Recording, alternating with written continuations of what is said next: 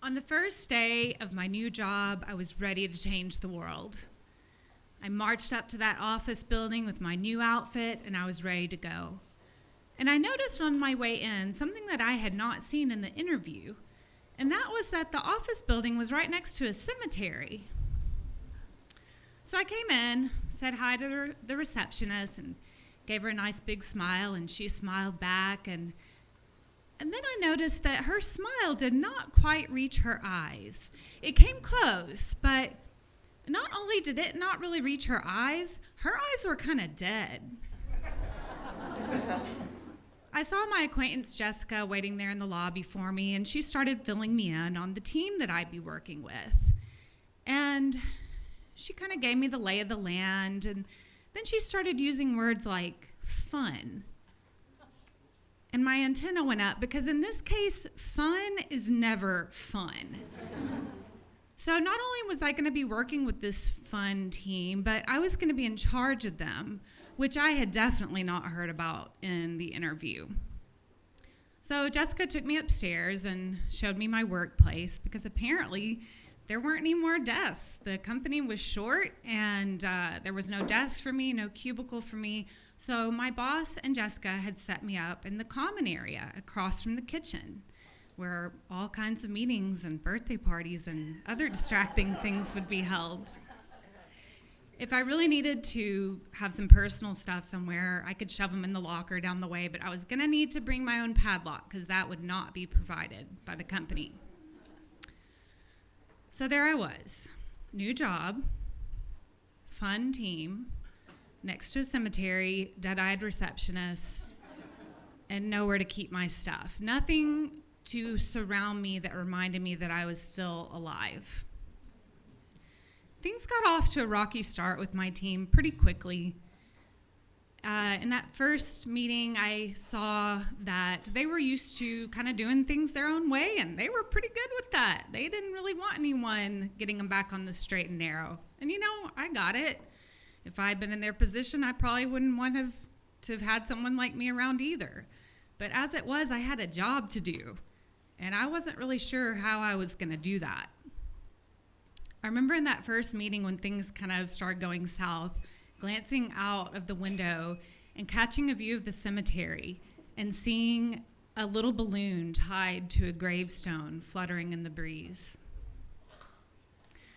Things went from bad to worse pretty fast, and it started feeling every morning as I would swipe my badge on the way in that I was swiping away a little bit more of my life. I would pass the dead-eyed receptionist, but now, my eyes were kind of starting to get dead, too.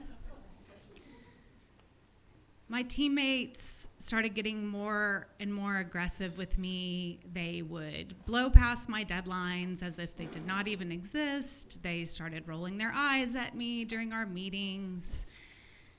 They would not show up to meetings sometimes. But I think my all-time favorite was when one of them didn't do her part of the presentation, this big presentation we had due, and her excuse for not doing it was that Mercury was in retrograde,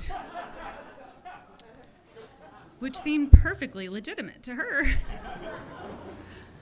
My boss was great one-on-one. She was very supportive and was really pushing me to kind of get everybody back on track, which was fine. But when it came to helping me out and trying to have some accountability with my team, she was nowhere to be found. So to get away from it all, I started eating my lunch outside. And as luck would have it, the only picnic tables in the whole place were right across from, you guessed it, the cemetery. I think before this job, I never really knew just how many people die every day. The numbers, you got it all up here intellectually, but I'd never seen it right in front of me because, man, every day, bam, bam, bam, rain or shine, hot or cold, someone was getting buried. And now I had a front row seat to all of it. I would watch the grave diggers come in and dig their hole, watch them lay out the coffin. The mourners would file in and say goodbye to their loved one, and then they'd all file back out again. And there I still was with my fun team and the dead-eyed receptionist and still no desk. things finally came to a head, and I told my boss that I really couldn't keep trying to run this team without some more support, and she agreed, and so she decided to call a meeting. We went over some talking points about what she was going to go over with them, and I was kind of skeptical but hopeful that maybe this would help get things back on track. And during that meeting, I learned something else about my boss, which was that she does not like confrontation. So instead of going over our talking points that we'd laid out, she decided to open up the floor to my teammates and ask them for suggestions for what makes a good team. And as they rolled in with one passive-aggressive comment after another, I glanced out the window as my accountability that I'd asked for evaporated. And I saw that, as luck would have it, a funeral service was going on. And with every comment that came in, I saw another shovel full of dirt going on. And it kind of started to feel like I was the one in that grave after a while. After that, I decided it was time to find a new job. But I didn't know if I was going to be able to hang on anymore, because now I was getting physically sick anytime I even thought about this office building. The whole time I was in there, my body was in a state of fight or flight. I was getting panic attacks. I wasn't sleeping at night. When I was having nightmares. It was not good. Finally, after one hellish meeting, I'd had it. I couldn't take it anymore. And my teammates had piled on me for something or another. And after it was over, I went over to my boss's desk and said, I'm done. I can give you to the end of the month, which at that point was about 2 more weeks.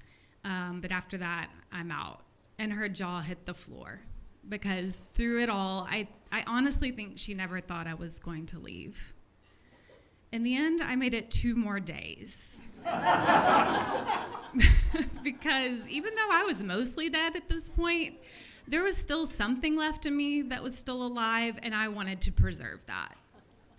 So on my last day, I came in, I left my badge and my laptop on my boss's desk, gathered up my few little things that I had. There wasn't much, because I still didn't have a desk. And I headed back out past the dead-eyed receptionist who just kind of blithely waved, "Have a good afternoon." I walked past the cemetery and out into the sunshine, and I just felt so many things. I was ashamed. I was betrayed and hurt and angry. But more than anything, I was happy, because in spite of it all, I was still alive. Thank you.